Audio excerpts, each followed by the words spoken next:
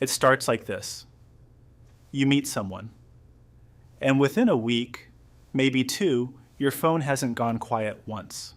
They text you good morning. They text you good night. They're asking how your day went, what you're thinking, whether you got home safe. And there's a moment, maybe in your car, maybe lying in bed, staring at the ceiling, where part of you thinks, this is it. This is what it's supposed to feel like. And another part of you thinks something you don't want to say out loud. Something's moving too fast. But then you push that thought down, because who questions someone treating them well? Who stops a good thing? Here's the question I want you to sit with for the next 10 minutes. What if the problem isn't how much they like you, but how fast they're asking you to trust them? Because that's the detail most people miss.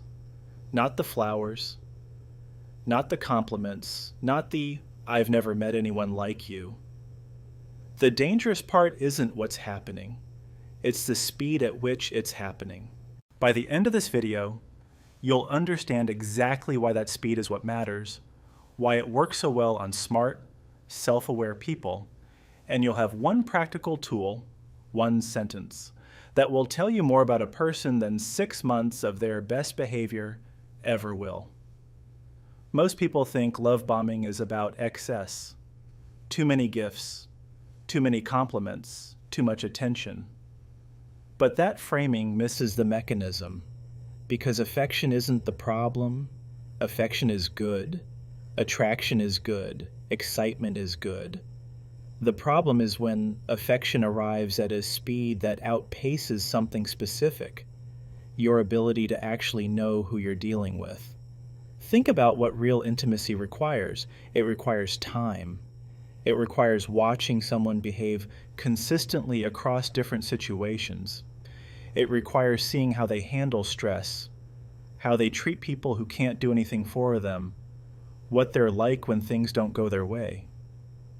None of that can happen in 2 weeks, no matter how intense those 2 weeks feel. Real closeness grows. Love bombing accelerates. And here's why acceleration is dangerous. When emotion moves fast, decision-making gets compressed. You end up making major emotional investments, trust, dependency, attachment, before you have anywhere near enough evidence to know if they've been earned. The speed is the setup. That's the thing most people never quite name. So, why does it feel so good? If speed is the warning sign, why does it feel like the opposite? This is the part I really want you to understand, because it's where the shame usually lives. When something feels intense, your brain reads that intensity as significance, not consciously, just automatically. Powerful feeling equals real thing. That's a shortcut your nervous system takes all the time, and in most areas of life it's fine.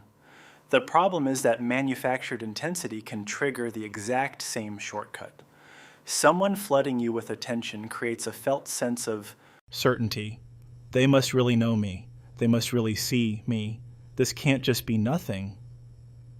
But that certainty is arriving before you have the actual evidence to support it. You're feeling certain about someone you don't actually know yet. And here's the part that nobody talks about. It also mirrors the version of romance most of us grew up watching. The grand gesture. The person who just knew. The relationship that moved fast and felt fated. If you were raised on any version of that story, then someone showing up with enormous intensity is going to look exactly like what love is supposed to look like. You didn't miss this because you're naive. You missed it because it's designed to feel real. Let me give you something concrete you can use right now. Think of it as the 0 to 60 test. A healthy early relationship can move quickly emotionally. That's not the issue. The issue is when the pace of the relationship starts demanding things from you before trust is formed. Things like constant availability, daily check-ins that start to feel obligatory, a play-by-play of where you are and what you're doing, pressure toward exclusivity before you've had time to actually decide. Early soulmate language. I've never felt this way. I knew when I saw you. Within days or a couple of weeks. Heavy future talk. Moving in, marriage, children, all before you've even seen each other under stress. That 0 to 60 jump is what you're listening for. Not just, is this person affectionate, but is this pace forcing me into emotional positions I haven't chosen yet? Because here's the distinction that matters most.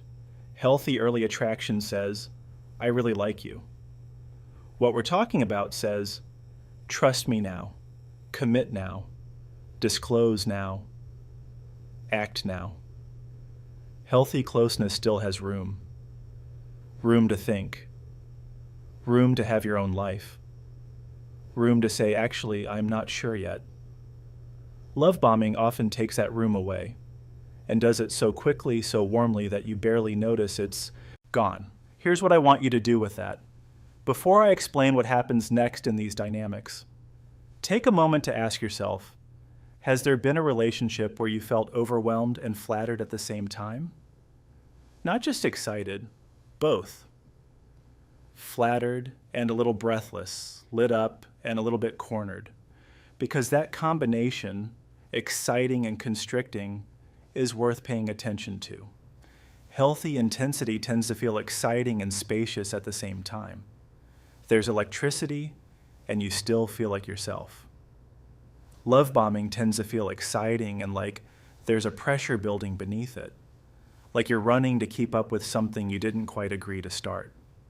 Your nervous system is tracking this.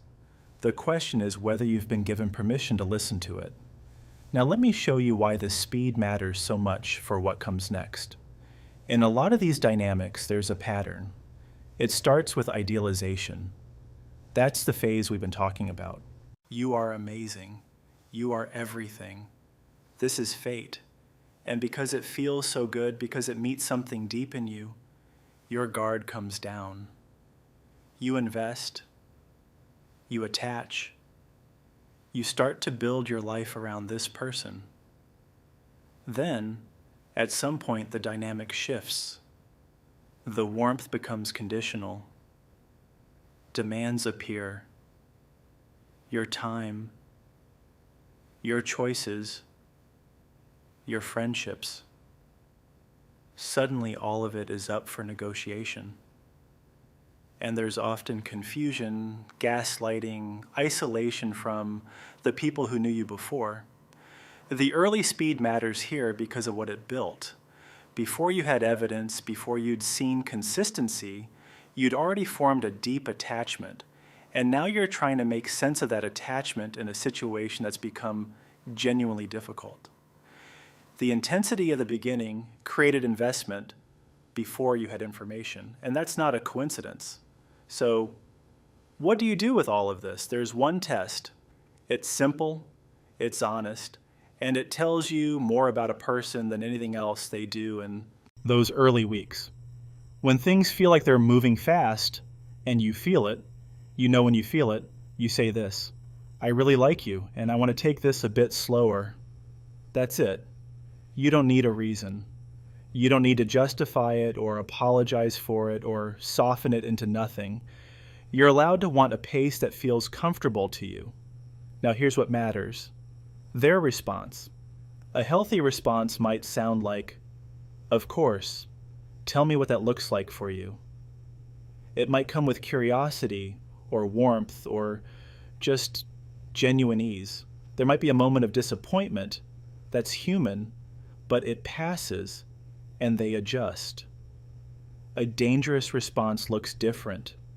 It might be hurt that escalates into pressure. I thought you felt the same way. It might be coldness that arrives suddenly, as if you failed a test. It might be a subtle shift in how they treat you from that point forward. A little less warm, a little more remote, until you find yourself working to get back to where you were. Because here's what that response reveals. What happens to their affection when it doesn't get what it wants? That question, that single moment, tells you more than 6 months of the good version ever could. If you remember one thing from this video, make it this. The real warning sign in love bombing is not how romantic someone is. It's how fast they're asking you to close the gap between stranger and soulmate. And the test is never what they do on their best day. The test is what they do when you slow down. Real closeness can be intense. Real closeness can move at a pace that surprises you. But real closeness will survive you having a voice in it. It will survive you saying, "not yet." It will survive the boundary test. Next time something feels overwhelmingly intense, don't just ask yourself, "is this romantic?" Ask, "why is this moving this fast? And what happens if I slow it down?"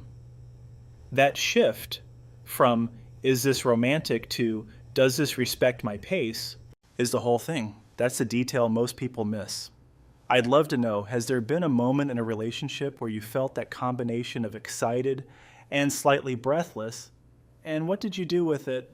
Leave it in the comments. You're probably not the only one.